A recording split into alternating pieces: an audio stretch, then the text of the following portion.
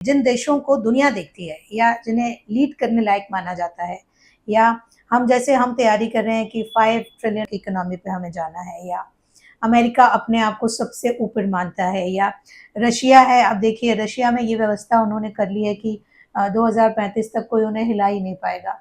सो ये किस तरह की डेमोक्रेसी है और इनका ये स्तर क्यों है और क्या ज़रूरत पड़ी? देखिए, अगर आप किसी देश के प्रधानमंत्री होते हैं या राष्ट्रपति होते हैं, ऑलरेडी आपके पास बहुत पावर होता है। इससे बड़ा पद क्या होता है? उसके बाद भी आप उस पद पे आने के बाद ये ब्लेसिंग मान के कि ईश्वर ने मुझे इस लायक समझा, या मेरी मेहनत से मैं यहाँ तक पहुँचा या पहुँची, जनता ने मुझे इतना सम्मान दिया तो मैं कुछ अपनी जनता के लिए और देश के लिए कर जाऊँ। उसके बजाय ये खुद को राजा बनाने में लग जाते हैं और ऐसी व्यवस्था करने लगते हैं कि हम राजाओं की तरह अगले 5 साल और फिर अगले 5 साल और फिर अगले 5 साल कैसे निकालें?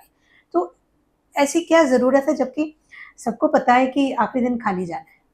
देखिए, यह एक स्वाभाविक मानवीय प्रवृत्ति है और ये एक कहना चाहिए कि इंसान के गुण दोष हैं।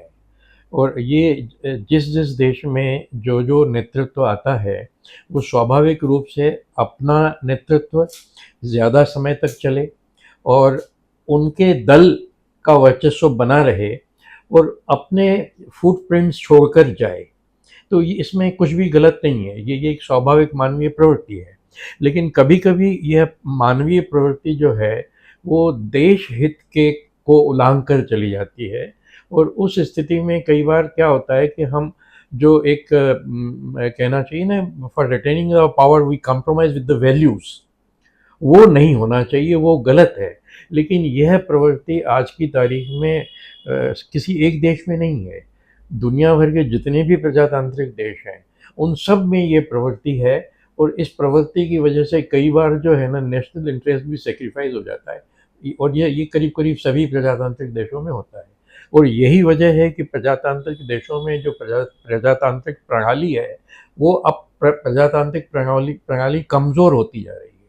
इसीलिए मैं जब ये वर्ड्स यूज़ करता हूँ कि डिकेइंग डेमोक्रेसी, तो डिकेइंग डेमोक्रेसी का तात्पर्य ये है कि शासन करने के जितने भी पिछले सिस्टम रहे हैं, जो भी रहा है, राजा रहा, सम्राट रहा, ज़मींदार से लेकर के, तो उसमें जब उभर कर के जो एक एवोल्यूशन हुआ, उसमें ये प्रजातांत्रिक प्रणाली आई है। लेकिन अब प्रजातांत्रिक प्रणाली भी डिके हो रही है और उस एवोल्यूशन के दौर में अगली इस प्रणाली में परिष्कृत स्वरूप क्या आएगा, वो शायद हमें देखना है। और सबसे ज़्यादा आवश्यकता है उस बात पे चर्चा करने की। हमें व्यक्तिगत चर्चाओं से ऊपर उठ कर के हमें प्रजातांत्रिक प्रणाली के डिकेइंग को कैसे रोकना और इस एवोल्यूशन को और ज़्यादा परिष्कृत कैसे करना, इस पर हमें विचार मंथन करना चाहिए। और देश के जितने भी विचारवान लोग हैं, विद्वान लोग हैं, उन सब का फोकस जो है ना इस विषय पर रहना चाहिए और ये आज की तारीख में देश के लिए सबसे महत्वपूर्ण विषय है। हम अमेरिका को देखते हैं अभी, तो जिस तरह से उन्होंने जो वीज़ा चार्जेस हैं वो एकदम से बहुत ज़्यादा ही बढ़ा दिए हैं। तो इससे डेफ़िनेटली हमें तो फ़र्क पड़ेगा ही, उनको क्या फ़र्क पड़ेगा? असल में ये सब राजनीतिक पैंतरे हैं। इससे न उनको कोई फ़र्क पड़ेगा, न हमको कोई फ़र्क पड़ेगा। वीज़ा चार्जेस देखिए, अमेरिका में 40 पेंस में भी प्रति गैलन पेट्रोल खरीदते थे, गैसोलीन, और आज $4 में भी खरीदते हैं। तो ये जो संबंधों का जो उतार-चढ़ाव होता है और ये जो नीतियाँ जो बदलती हैं, ये कुछ वक़्त के लिए रहती हैं, तो उसका असर भी टेम्परेरी उसी वक़्त के लिए रहता है। तो वीज़ा चार्जेस बढ़ने से कोई बहुत ज़्यादा हमारे लोग जाना बंद कर देंगे, वो भी नहीं होगा। और वीज़ा चार्जेस अगर आप शून्य भी कर दें, तो उससे कोई जाने वालों के लिए हम ईज़ी नेपाल बॉर्डर से सीधा क्रॉस करके अमेरिका तो जा नहीं सकते। तो वो जो बाकी व्यवस्थाएँ हैं, वो चलती रहेंगी। और आज विभिन्न देशों में जो आकर्षण रहता है, वो स्वाभाविक रूप से हर व्यक्ति की अपनी आर्थिक जो एक प्रलोभन और दूसरा स्वयं की तरक्की, और दूसरा सीखने, ज्ञान हासिल करने की जो इच्छा रहती है, ये बहुत सारे कारण रहते हैं जिसकी वजह से हम अपने एक देश से लोग दूसरे देश की ओर जाते रहते हैं। तो आज की तारीख में अमेरिका का जो वर्चस्व 2 दशक पहले था, और जो दूसरे, या जैसे इंग्लैंड का वर्चस्व 2 दशक पहले था, भारत आज उस स्थिति में आ चुका है कि अब उस वर्चस्व से हम बहुत पीछे नहीं हैं।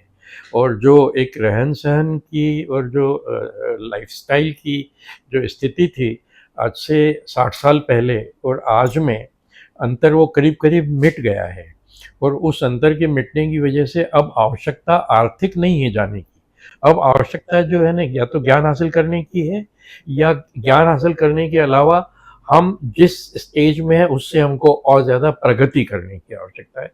इस वजह से हम जा रहे हैं। देखिए, मैं 74 के दशक में जब अमेरिका जाता था, तो उस वक़्त वहाँ के रहन-सहन और यहाँ के रहन-सहन में ज़मीन-आसमान का अंतर दिखता था। और आज 2025 में मुझे यहाँ के रहन-सहन में और अमेरिका के रहन-सहन में कोई बहुत अंतर नहीं दिखता है। तो उस स्थिति में अमेरिका जाना है, तो वो जो एक रहता था कि पढ़ा-लिखा हर व्यक्ति चाहता था कि मैं इंग्लैंड, अमेरिका, फ्रांस, यूरोप और उन देशों में जाऊँ, अब वो बात नहीं है। अब वो बात अब नहीं वो है। बात नहीं है।